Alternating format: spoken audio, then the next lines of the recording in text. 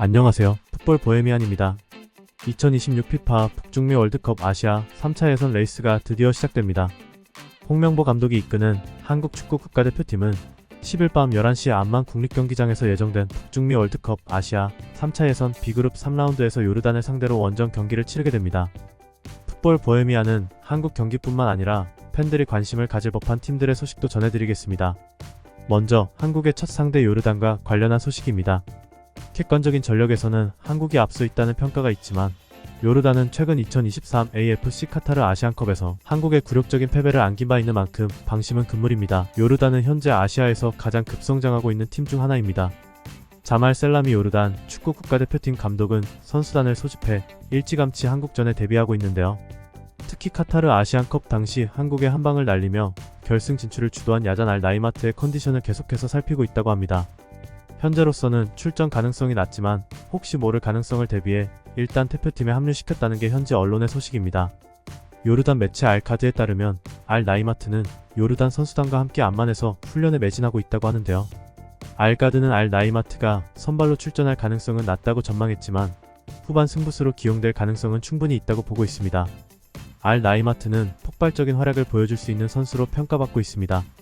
이달 서울에서 열리는 2023 AFC 어워즈에서 올해의 선수상 후보에도 오른 알 나이마트는 현재 25세로 A매치 44경기에서 19골을 기록하고 있습니다. 그는 지난 아시안컵 준결승 한국전에서도 선제골을 기록하며 팀의 2대0 승리를 이끌며 뛰어난 공격력과 득점력을 보여주었습니다. 또한 지난 9월 팔레스타인전에서도 골을 넣으며 요르단의 주포로 자리매김하고 있습니다.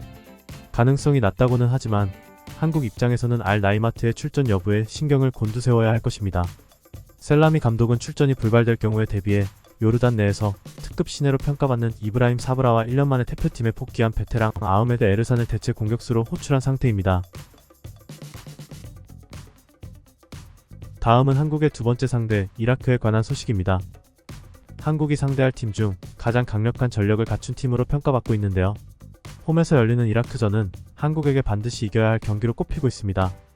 당연히 이라크 역시 이 경기를 위해 가능한 모든 전력을 다하고 있습니다. 그러나 최근 이라크는 뜻밖의 차출 거부 사태로 어려움을 겪고 있습니다.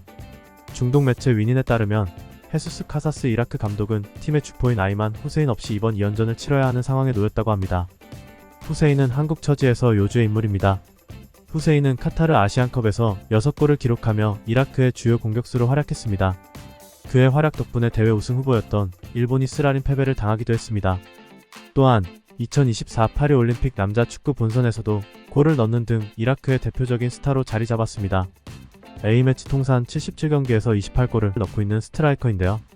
후세인의 소속팀 알코르는 후세인이 지난 9월 3차 예선전에서 당한 가슴 부상에서 완전히 회복되지 않았다는 이유로 대표팀 차출을 거부했습니다. 이에 따라 위니는 후세인이 이라크의 3라운드 팔레스타인전과 4라운드 한국전에 출전할 수 없다고 전했습니다. 이라크 측에서는 긴급하게 대응에 나섰습니다. 카사스 감독은 알코르가 차출을 거부한 것에 대해 강한 불만을 나타내며 아드난 드르잘 이라크 축구협회장에게 협상에 나서줄 것을 요청한 상황입니다. 후세인 본인 역시 대표팀에 합류하고 싶다는 의사를 강하게 밝혔습니다. 후세인은 최근 바그다드에서 개인 훈련을 통해 컨디션을 빠르게 끌어올렸으며 소속팀과도 접촉해 대표팀에 합류하고 싶다는 뜻을 전했다고 합니다. 하지만 알코르가 이 요청에 응할지는 아직 불투명합니다. 뿐만 아니라 이라크는 후세인 외에도 중요한 전력인 오사마 라시드를 잃게 되었습니다. 이라크 매체 샤파크에 따르면 오사마 라시드는 최근 소속팀 경기에 나섰다가 부상을 당해 팔레스타인과 한국전에서 결장하게 되었다고 합니다. 이를 대신해 알리 파이즈가 대체 선발되었다고 합니다.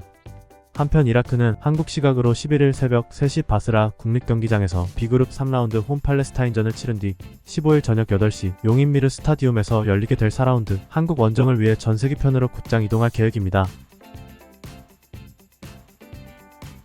이번에는 파울로 벤투 감독이 이끄는 UAE 축구 국가대표팀에 관한 소식입니다. 벤투 감독이 이끄는 UAE는 오는 11일 새벽 3시 알아인 하자 빈 자예드 스타디움에서 북한과의 홈 경기를 치르고 15일에는 타슈켄트 밀리 스타디움에서 우즈베키스탄과 원정 경기를 치를 예정입니다. UAE는 지난 9월 A그룹 2연전에서 1승 1패를 기록하며 현재 3위에 랭크되어 있습니다. 이번 2연전에서 반드시 승점을 따내야 선두권 경쟁에서 살아남을 수 있습니다. 벤투 감독은 10월 2연전에 출전할 명단을 발표하며 브라질 출신 기화 선수들을 새 얼굴로 선발했는데요. 알샤르자의 마르코스 밀리오니와 알자지라 소속의 브루노 올리베이라가 그 주인공입니다. 두 선수는 UAE 리그에서 5년 이상 활동한 만큼 UAE 팀의 스타일에 익숙한 선수들입니다. 브루노 올리베이라는 최근 리그에서 5경기 4골 1도움을 기록하며 절정의 폼을 자랑하고 있는데요. 벤투 감독은 이전에도 카이우 카네두와 파비오 리마 같은 브라질 출신 선수들을 적극적으로 활용한 바 있습니다. 마지막으로 중국 축구 국가대표팀 소식을 전해드리겠습니다. 중국 축구 국가대표팀은 팬들의 부정적인 여론을 의식해 전세기 탑승을 포기했다고 합니다. 프랑코 이반코비치 감독이 이끄는 중국 대표팀은 10일 저녁 6시 10분 호주 애들레이드 오벌 스타디움에서 북중미 월드컵 아시아 3차 예선 C그룹 3라운드 호주와의 경기를 치르게 됩니다. 중국은 당초 이번 호주 원정과 15일 인도네시아와의 홈 경기를 위해 전세기를 이용하려 했으나 팬들의 부정적인 여론 때문에 일반 항공편을 이용하게 되었다고 합니다. 최근 중국 축구의 부진한 성적이 팬들의 반감을 샀기 때문인데요. 특히 지난 9월 3차 예선에서 일본에게 0대7로 패배한 후 여론이 급격히 나빠졌습니다. 사우디아라비아와 홈 대결에서는 한 명이 더 많은 상태에서 1대2로 역전패를 당했죠. 때문에 팬들은 전세기를 탈 자격이 없다고 여기고 있는 것입니다. 전세기를 이용해 선수들의 컨디션을 유지하려 했던 중국은 결국 팬들의 분노를 의식해 이 계획을 철회했습니다. 뿐만 아니라 다른 어려움도 있습니다. 우레이가 소속팀 경기에서 갈비뼈를 다치면서 사실상 전력 외 상태이기 때문입니다. 일단 우레이를 선발한 상태에서 상황을 살피려고 했지만 다가오는 호주 원정 때는 뛸 수 없어 중국에 남겼다고 합니다. 이상 풋볼 보헤미안이었습니다. 이번 소식이 유익했다면 구독과 좋아요 부탁드립니다. 감사합니다.